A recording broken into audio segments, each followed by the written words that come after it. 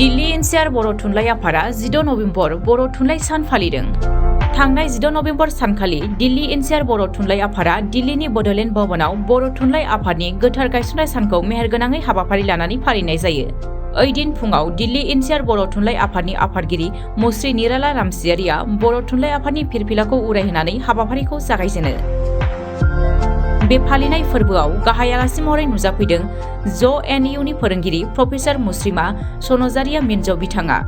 लोगोसे आलासि महरै नुजाफैबावदोंमोन मुस्रि Pranab Boro' EM, cultural affairs and tourism, Boro' Kachari welfare अट'नमास काउन्सिल, गुवाहाटी, मुस्रिमा शर्मिष्ठा बर्मन, नेहाथारि, असम साहित्य सभा दिल्ली दालाइ, मुस्रिमा दिपाली बरा, आफादगिरि, श्रीमन्त शंकरदेव संघ, दिल्ली जिल्ला दालाइ।